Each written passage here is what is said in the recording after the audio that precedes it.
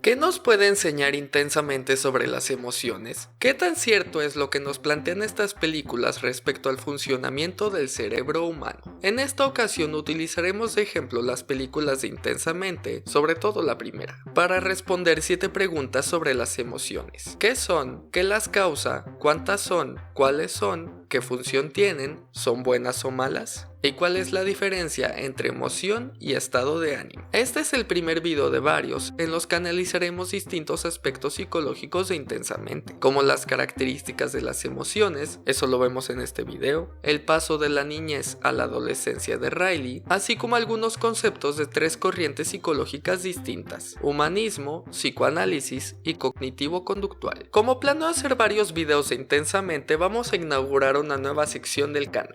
Bienvenidos a Psicología en Intensamente. Espero que les guste porque hay videos de Intensamente para rato. Si uno estudia psicología, seguramente le pedirán hacer un análisis de la primera película. A mí, por ejemplo, me pidieron hacer uno en la preparatoria y otro en la universidad. Yo todo contento, la verdad me gusta la película. Y por supuesto, me inspiré en dichos trabajos para hacer estos videos, no los iba a desaprovechar. Empecemos con la primera pregunta.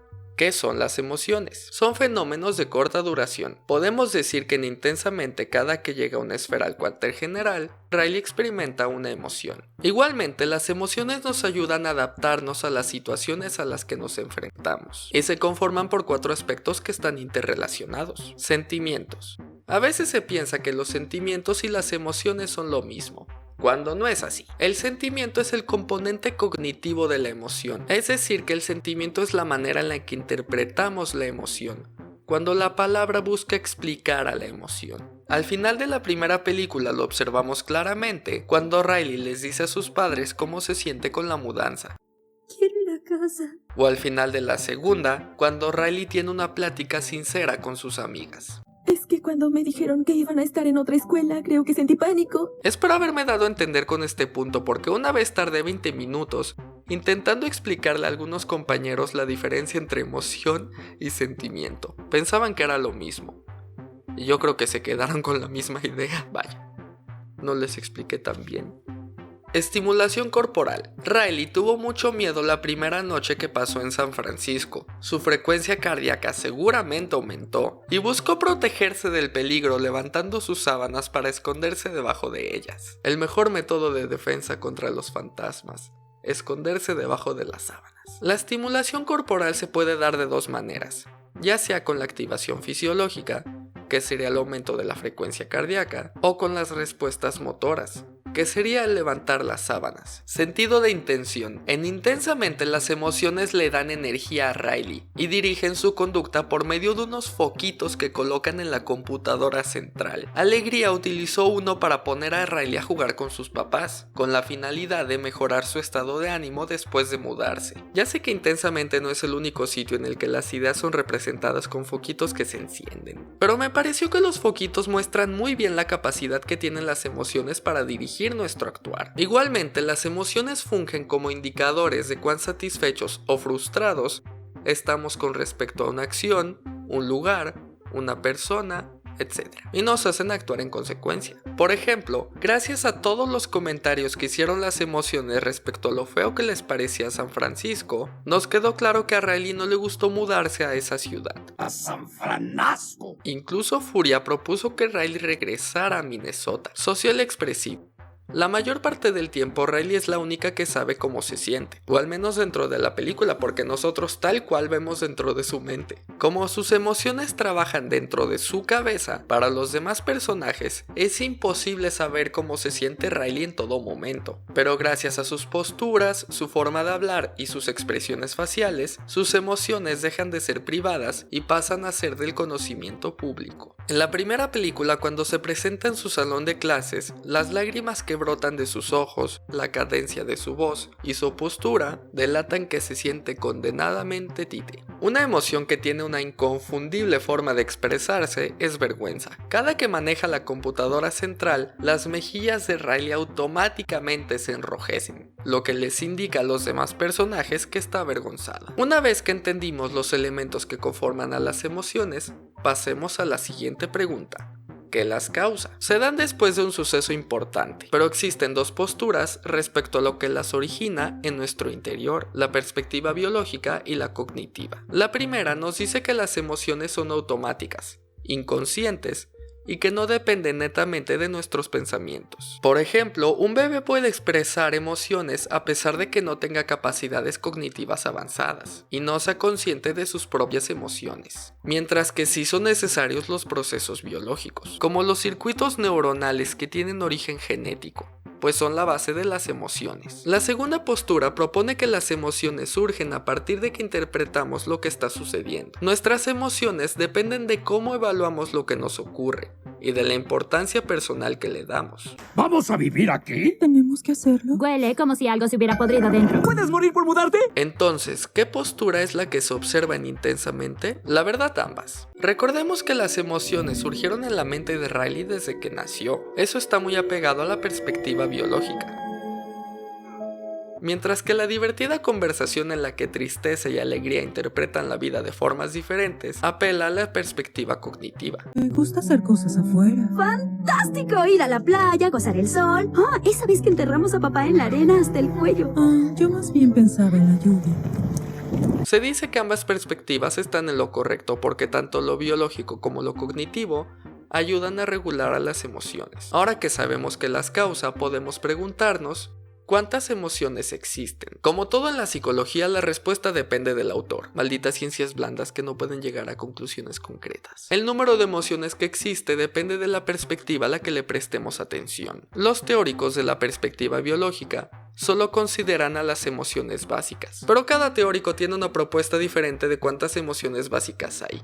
Les digo, nadie se pone de acuerdo, e identifican un núcleo biológico diferente de la emoción. El teórico que identifica menos es Richard Solomon. Considera que solo existen dos: las experiencias agradables y sus contrapartes aversivas. Paul Ekman destaca 6, porque cada una la asocia con una expresión facial universal: temor, enojo, tristeza, asco, gozo y desprecio. Quien tiene la lista más extensa es Carol Izard. Identifica 10 emociones básicas en su teoría de las emociones diferenciales. Los teóricos de la perspectiva cognitiva sí creen que las emociones se ven limitadas por algún aspecto biológico, como que existe un número limitado de expresiones faciales o reacciones corporales que podamos tener, pero múltiples emociones pueden tener la misma raíz biológica. Por ejemplo, tanto ansiedad como temor provocan que el ritmo cardíaco de Riley se eleve. Al sentir miedo la primera noche en San Francisco, seguro aumentó la frecuencia cardíaca de Riley después de que temor interpretara que estaba en peligro, mientras que al final de la segunda película, el ritmo cardíaco de Riley aumentó porque ansiedad no lograba tener el control. Los teóricos cognitivos se pasaron de la raya, pues consideran que existe un número casi ilimitado de emociones, las cuales dependen de la manera en la que interpretamos la situación. En el debate de cuántas emociones hay, se discute si algunas son más básicas o importantes que otras. Una perspectiva intermedia dice que cada emoción básica no es una emoción única, sino que conforma una familia de emociones relacionadas,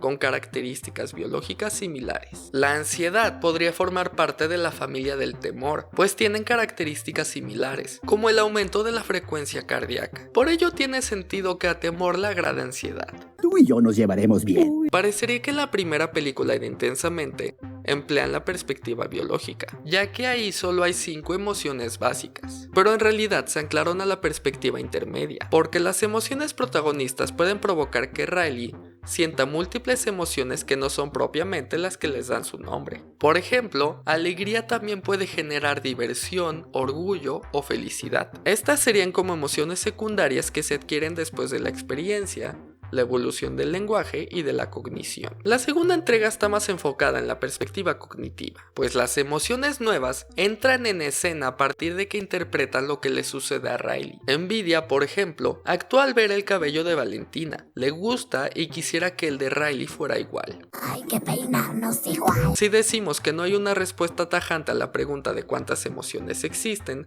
no podríamos contestar cuáles son. Sin embargo, vamos a tenernos a lo visto en Intensamente. En la primera entrega solo nos presentan 5: alegría, tristeza, temor, desagrado y enojo. Estas, junto con el interés, suelen comprender en las listas de emociones básicas que ofrecen algunos investigadores. Las emociones básicas se caracterizan por lo siguiente: son innatas. Nadie le enseñó a Riley a sentirse alegre o triste. Sus emociones solo aparecieron. Surgen de las mismas circunstancias para todos. A Riley le genera tristeza al mudarse de Minnesota, algo común. Una pérdida personal provoca que nos pongamos tristes. Se expresan de una forma específica. Tienen una expresión facial particular. Es posible que identifiquemos qué estaba sintiendo Riley en determinada escena sin necesidad de ver dentro de su cabeza. Y por último, tienen una respuesta fisiológica distintiva y predecible. Es esperable que aumente la frecuencia cardíaca de Riley cuando siente miedo. En la segunda entrega se alejan un poco de la idea de las emociones básicas y nos presentan otras 5: ansiedad, envidia, vergüenza, ennui y nostalgia. En el siguiente video repasaremos cada una de las emociones vistas en Intensamente, tanto en la primera como en la segunda.